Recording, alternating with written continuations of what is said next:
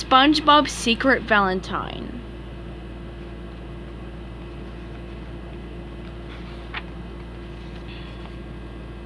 Ready, Gary?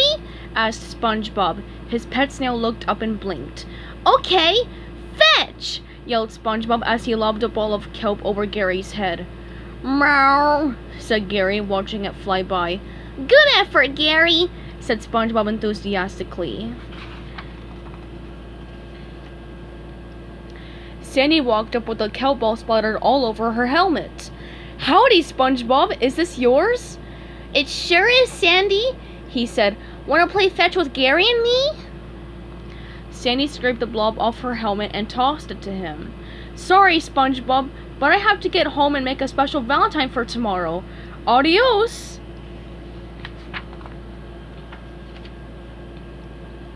Did you hear that, Gary?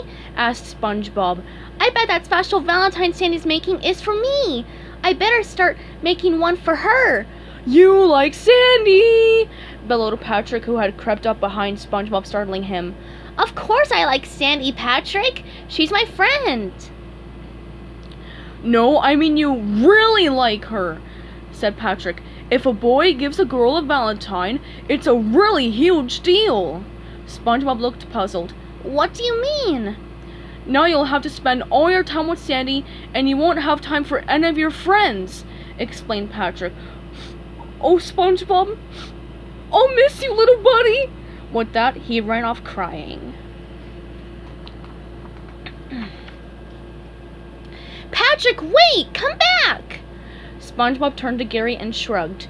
You know, Gary, it's hard to believe, but I think Patrick might be wrong. On the other hand, I really don't want to lose any friends.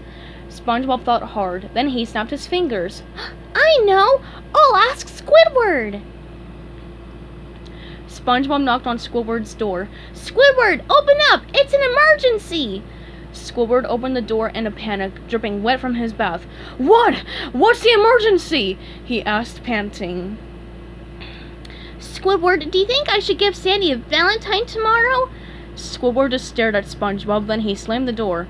Squidward seems busy, said SpongeBob. Maybe I'll ask Mr. Krabs.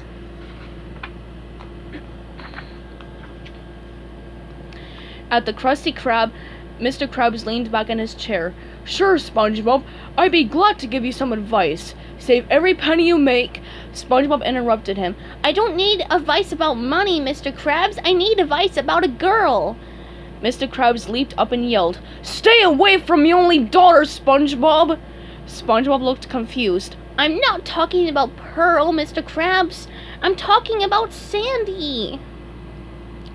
Oh, said Mr. Krabs, wiping his brow. That's a relief. What seems to be the problem? SpongeBob explained the whole Valentine situation. Replied Mr. Krabs, scratching his chin.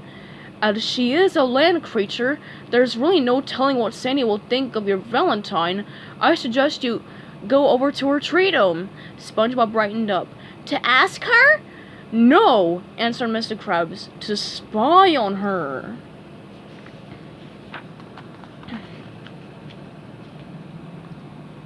SpongeBob disguised himself as a piece of coral and sneaked up to Sandy's tree dome.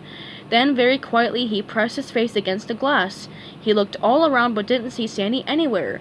Oh, tartar sauce, said SpongeBob. She must be inside her tree dome. I've got to go in.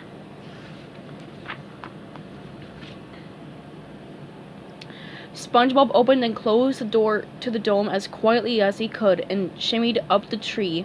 He peeked through the window and saw Sandy making a huge red Valentine. Suddenly her nose twitched. I smell salt water, she said. Either my dome sprung a leak or there's an intruder. SpongeBob scrambled down the side of the tree and out the dome as fast as he could. He could hear Sandy behind him yelling, You'll never get away, you thieving varmint! But he did get away, just barely.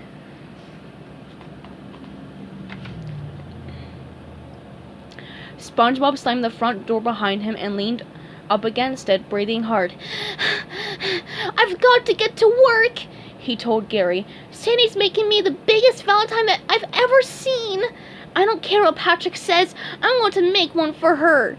SpongeBob dove into his closet and came out with his arms full of materials. Then he flew into action, drawing, cutting, and pasting until the sun came up over Bikini Bottom.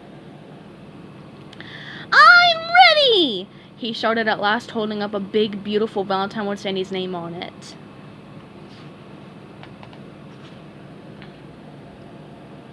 SpongeBob ran over to Sandy's place with the Valentine.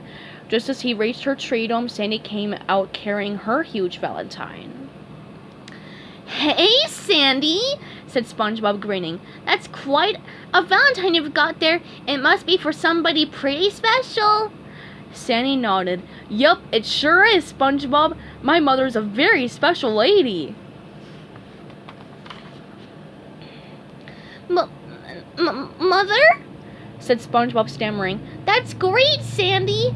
He tried to keep his big fancy Valentine hidden behind his back. Who's that Valentine for, SpongeBob?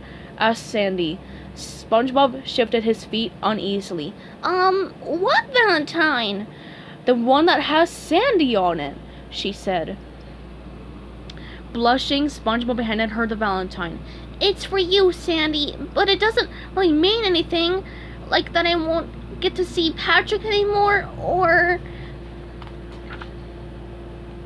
Gosh, SpongeBob, said Sandy, smiling. This Valentine's prettier than a Texas barbecue on the 4th of July. Sandy held the Valentine up, admiring it. Then she frowned. You know what this means, SpongeBob? SpongeBob looked nervous. No, Sandy, he said. What does it mean? It means I've got to thank you by challenging you to a karate match. Wow, thought SpongeBob. My friendship with Sandy hasn't changed a bit. Patrick was wrong. Hee-yah! Yelled Sandy, flying through the air. Hee-yah! Screamed SpongeBob, and they spent the rest of Valentine's Day happily chopping away at each other.